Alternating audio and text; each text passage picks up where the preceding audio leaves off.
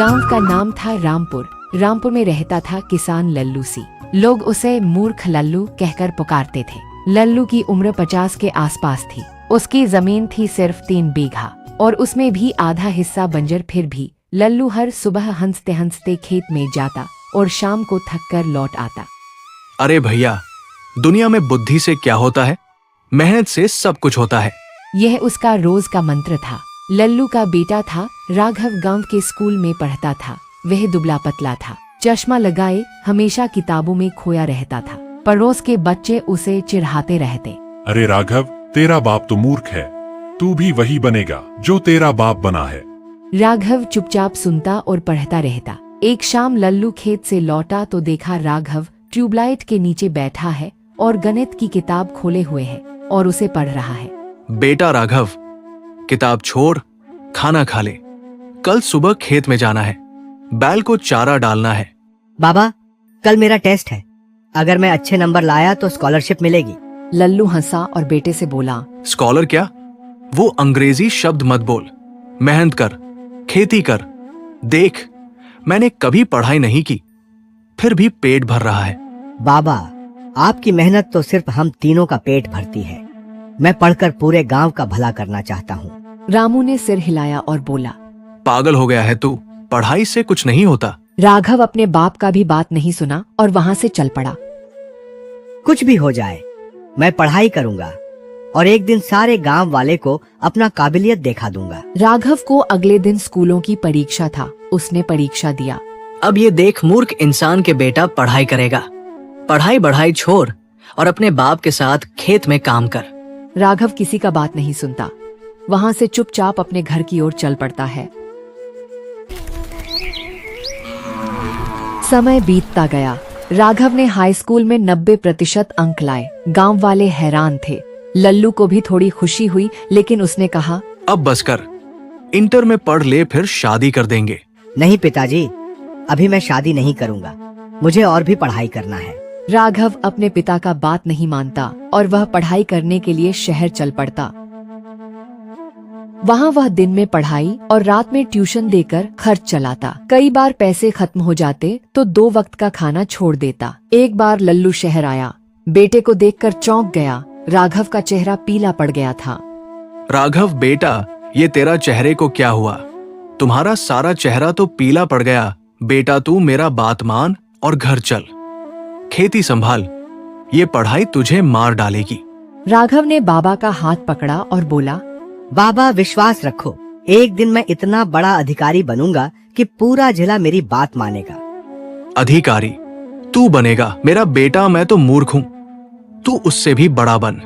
राघव ने मुस्कुराया और बाबा से बोला, मूर्ख बाप का बेटा अगर पढ़ जाए तो दुनिया बदल सकता है। ठीक है बेटा, तू अच्छे से पढ़ाई कर, मैं घर चलता हूँ। राघव उतना कह के अपने घर की ओर निकल पड़ता है। राघव ने ग्रेजुएशन किया, फिर IAS की तैयारी शुरू की। दिल्ली के कोचिंग संस्थान में जगह मिली। वहाँ प्रतियोगिता खड़ी थी। कई बार हिम्मत टूटती।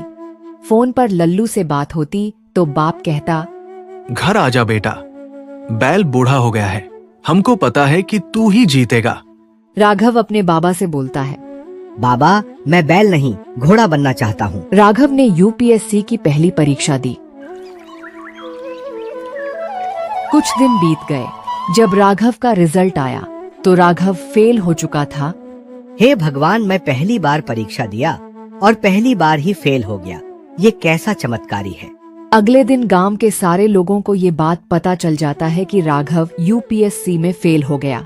देखा लल्लू भाई, मैं क्या बोला था, तू मूर्ख है, तेरा बेटा भी मूर्ख है, फेल हो गया ने UPSC में। लल्लू को गांव वाले का बात सुनकर पैर तले जमीन खिसक जाती है। उसको यकीन ही नहीं होता कि मेरा बेटा परीक्षा में फेल हो गया। नहीं, मेरा बेटा फेल नहीं हो सकता, मैं मूर्ख हूँ। तो क्या हुआ, ऐसे भी मेरा बेटा एक दिन कलेक्टर बन के आएगा। लल्लू का बात सुनकर गांव वाले मजाक उड़ाने लगते हैं। मैं तो बोलूंगा लल्लू की अपने बेटे को गांव बुला ले और उससे भी खेती करवाओ। उधर राघव अपने रिजल्ट को लेकर बहुत चिंतित रहता है। कुछ भी हो जाए, मैं हार मानने वाला नहीं हूँ। राघव फिर से पढ़ाई शुरू करता है और वह फिर से परीक्षा देता है, लेकिन वह फिर से फेल हो जाता है। हे भगवान, ये क्या हुआ? मैं फिर से फेल हो गया। अब मैं अपने बाबा को क्या जवाब देंगे? मैं फिर कोशिश करूंगा और इस बार मैं परीक्षा में जरूर सफल होऊंगा। 3 प्रयास के बाद चौथे प्रयास में राघव IAS में सफल हो गया। All India rank 87। पूरा गांव उछल पड़ा। लल्लू को जब पता चला तो वह खेत में बैठा रोने लगा। मेरा राघव कलेक्टर बन गया। जब राघव पहले पोस्टिंग पर रामपुर के पास वाले जिले का कलेक्टर बना तो पूरे जिले में चर्चा हो गई। अरे भाई, सुनने में आ रहा है कि लल्लू का बेटा कलेक्टर बन गया। हाँ मोहन भाई, कलेक्टर तो बन गया, लेकिन उसका बाप मूर्ख था।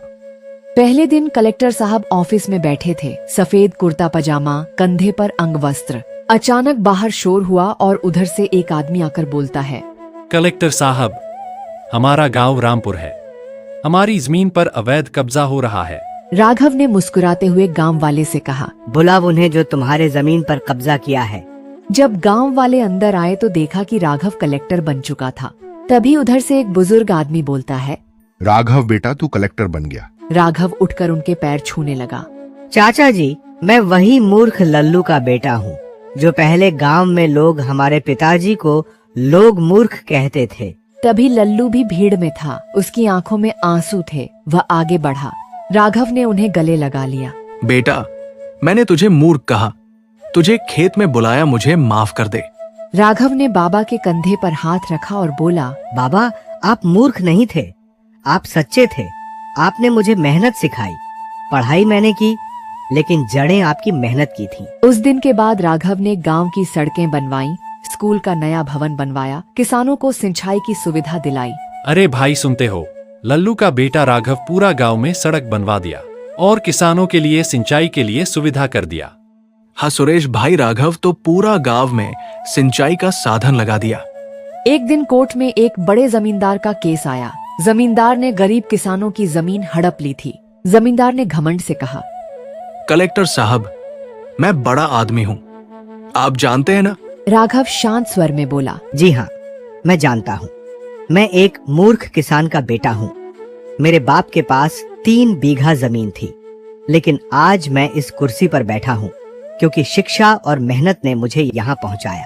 आपकी ताकत पैसों की है, मेरी ताकत कानून की है। अबे ओए मूर्ख किसान का बेटा, ज्यादा बकवास मत कर।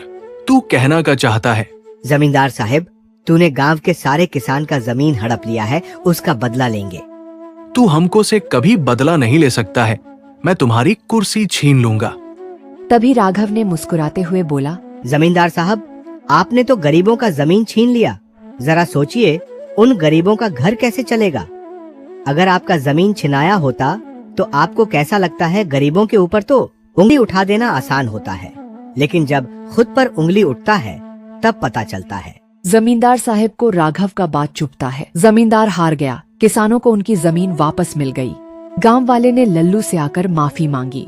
लल्लू भाई, हम लोग को माफ कर दो। हम लोग ही ने तुमको गलत समझ रहा था।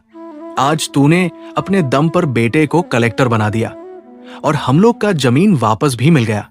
लालू गांव वालों को माफ कर देता है और गांव वालों को उसका जमीन आपस मिल जाता है। मूर्ख वह नहीं होता जो पढ़ा लिखा न हो। मूर्ख वह होता है जो अपने बच्चे की सच्ची महत्वाकांक्षा को न समझे। शिक्षा, लगन और माता पिता की जड़ों वाली मेहनत मिलकर किसी को भी किसी भी ऊंचाई तक पहुंचा सकती है। कभी किसी को छोटा मत समझो, खासकर उस किसान के बेटे को जो चुपचाप किताब पढ़ रहा है। कल को वही तुम्हारा कलेक्टर, तुम्हारा CM या तुम्हारा प्रधानमंत्री बन सकता है।